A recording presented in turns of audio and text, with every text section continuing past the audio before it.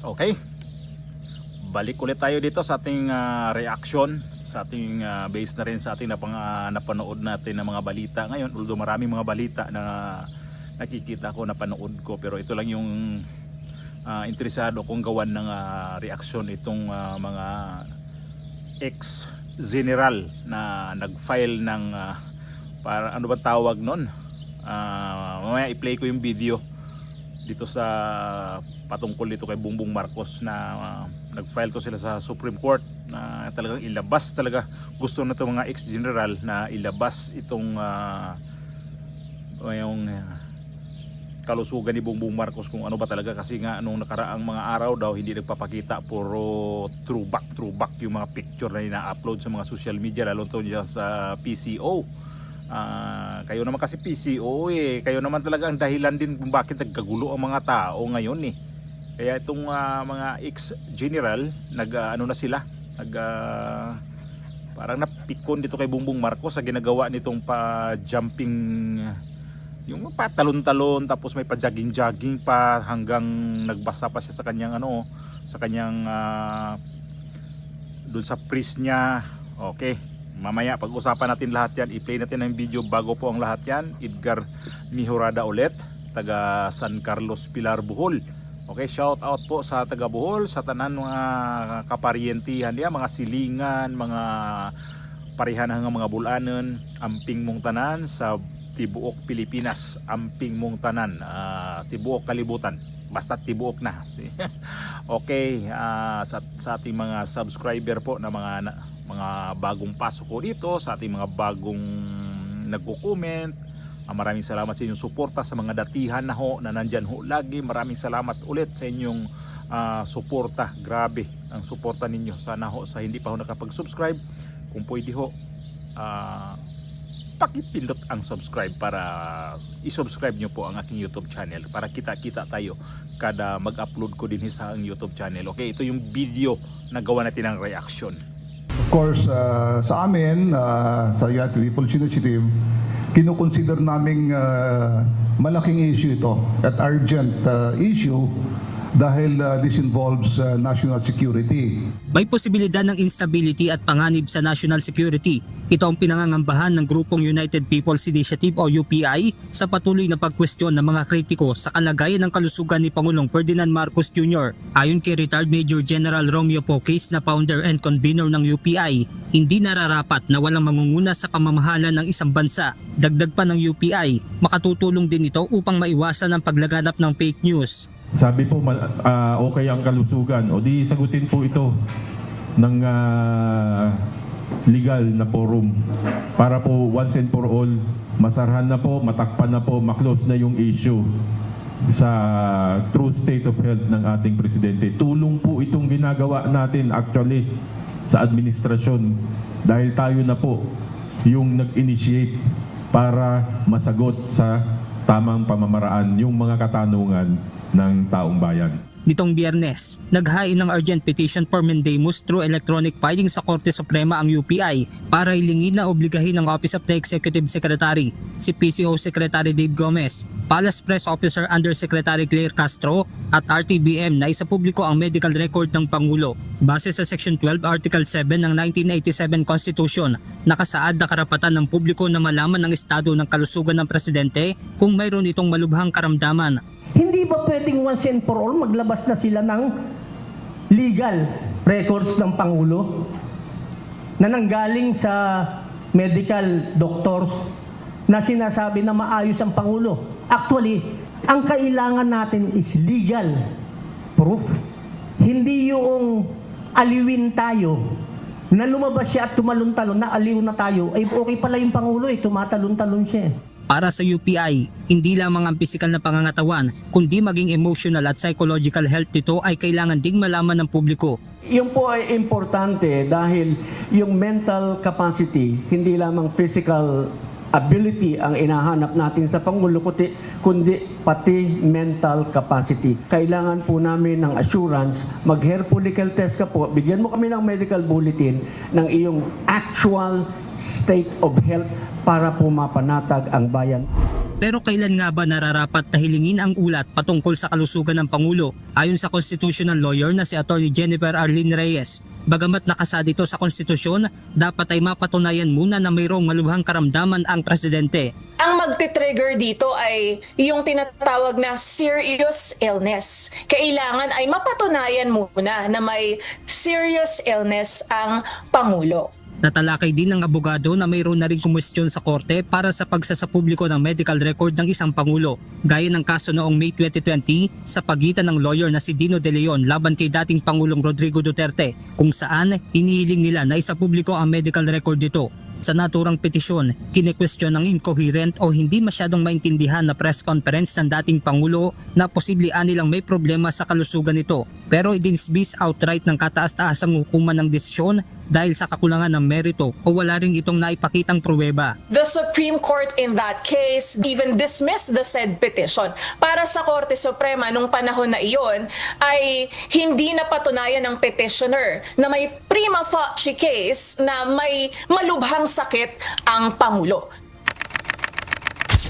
Para sa constitutional lawyer, may posibilidad na maulit lang ang nangyaring desisyon ng kataas-taasang hukuman sa naturang petisyon dahil na rin sa ginawang paglitaw ni PBBM sa Malacanang press conference kahapon. Matapos ang personal na pagdalo sa press cons ay nag-jumping jack, nag-jogging at tumakbo din ito kasama ng Malacanang media. So now, the petition was filed. It is their right. Anyone has the right to do so. Pero para sa akin, kung nakita naman ng Korte Suprema na wala namang malubhang sakit si Pangulong BBM, then the Supreme Court might also dismiss this said petition without preempting the decision of the court in this case.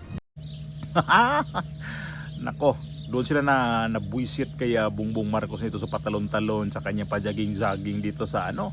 Kaya itong mga ex-general, itong sila ni General Pocis, pinangunahan ni General Pocis, alam nyo ba ito si General Pocis, wala itong ano ha, kapag nakita niya yung mga ginagawa ni Bongbong Marcos na mga ano ba, yung kakaiba talaga yung mga galaw, pumupuna to. Hindi kagaya ng ibang mga general dyan, may isa akong general na nakikita dyan, wala man lang, di man siya makikisama dito sa ibang mga general na ano, na nagba-vlog yan. Kaya lang parang puro clickbait pa ang kanyang mga video niyan. Walang ano yan. Basta upload siya tapos clickbait. Yun ang mga mahirap sa mga ganyan. Kung general ba to siya? Bakit hilig sa clickbait? No, na ano ko lang yan, hindi ko lang pangalanan siya kasi dati nanonood ko sa kanya mga vlog, pero sa bandang huli sabi ko, napansin ko sa kanya puro clickbait yung mga ginagawa. Ibig sabihin ng clickbait ba, gawa niya ng mga title ng mga karma-karma, mga gaba-gaba, mga bangag. Basta clickbait ang tawag niyan. Yung bang pag ano mo doon, sus, para mapindot mo lang, mga ganyan ba. So naano ko lang yan, bakit ito sumama dito sa mga kapwa niya general na grabe nakipaglaban, pero ito siya wala. Itong si General Pocis, itong si General Garcia, sino pa yung mga may kernel pa kaya umalma. Sabi ko nga naman talaga nga naman ngayon gusto nilang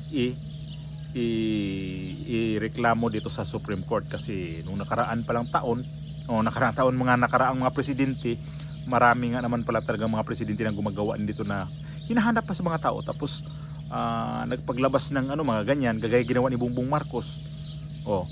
Ayan, nakikita natin yon na sa balita, si Fidel Ramos, si Irap, si Pangulong Duterte, ito si Bongbong Marcos, si Fidel Ramos, dating President Fidel Ramos nag-push up, si Irap naman nag-boxing. Tapos si dating Pangulong Duterte, si Tatay Digong, nagmotor-motor, naglalakad, nagjogging-jogging ng parang mahinang jogging lang din. Si Bongbong Marcos, mayroon ding mga naghahamon pa na magbuhat daw sa gym. Mayroon pa siyang mga patakbo-takbo doon.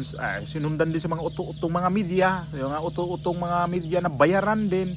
Ayon, Kaya itong mga nagalit tuloy dito kay Bongbong Marcos sa ginawa niya kanina at gusto nila ilabas talaga yung ano talaga ang kanyang kalusugan. Kaya lang sabi, di ba, na nagpakita na si Bongbong Marcos, ayun na nga, nagpakita siya na buhay, hindi naman siya patay, hindi naman siya may sakit. Siya na mismo nagsabi na ano daw siya, baldado na, wala naman nasabing baldado eh. Ang sinabi lang doon, may sakit at patay na. Hindi yung baldado, hindi yung baldado Huwag naman siya baka nga baldado siya. Mga lumalabas sa mga social media, patay na at may sakit. Baldado, walang nagsabi doon na baldado. Si mismo si Bongbong Marcos ang nagsabi doon na baldado daw siya. Baka baldado na nga. Tapos ngayon, kadamay din si Ate Claire. O sige, sagutin nyo yung Ate Claire ha. Damay din to si itong si Executive Secretary, itong si Ralph Recto. Ay nako, ang dami nilang ipaano dito. Sasagot dito sa, bakit ito tatago yan? Kasi nga may nakita ako sa social media, si Recto na ang umakting presidente Wala na si BP Sara. Si BP Sara naman ang elected vice president, pero wala na, bypass na. Wala na talaga to. Ano na talaga to, tawag dito, bastusan na. Kaya ngayon, ito mga ex-general, okay. Ay nako, si General Poques, nangunguna na naman. Ito yung general na hinahangaan ko Tingnan natin kung ano talaga ang resulta sa kanilang reklamo dito sa Supreme Court. Kung tugunan ba to sa Supreme Court o basura to. At least, itong ginagawa rin ng administrasyon ni Bongbong Marcos kasi panglaylo. Yung mga gihimo ni dyan, uto-uto ni mga tao, gihimo ni dyan, umiiwas lang yan sa issue dahil ito sa presyo ng langis. Kaya siya nagsakit-sakitan. Ayaw lang lumabas dito sa mga balita. Kaya sabi niya, sakit-sakitan ako, huwag kayo maingay dyan. Basta sabihin nyo sa mga media dyan na nagsakasakit ako. Yan lang, hindi ako nagkasakit. Basta tago-tago lang ako. Payat-payat ako. Yun lang.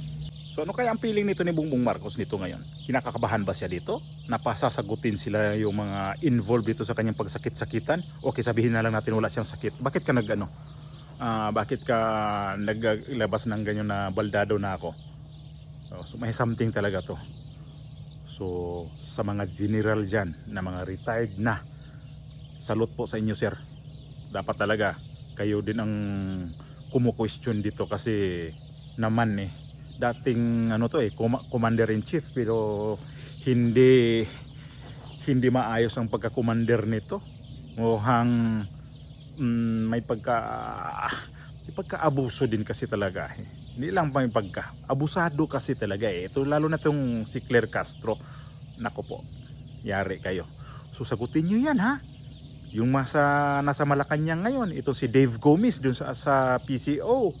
Sumagot kayo dyan sa mga petition dito sa mga ex-general. Lagot kayo, mga ex-general. Clap naman tayo dyan sa mga ex-general na dapat tularan. Hindi kagaya sa ibang mga ex-general dyan na nanahimik. Nako naman, ito yung mga ex-general ngayon. Hinahangaan ko yun kasi nga lumalaban sa gobyerno. Hindi lang yung ibang mga ex-general dyan na nako naman, pabalag-blag lang naman kayo Maglabas kayo ng sarili ninyong opinion. Huwag kayong mag-opinion sa mga kinukuha lang ninyo sa mga iba dyan.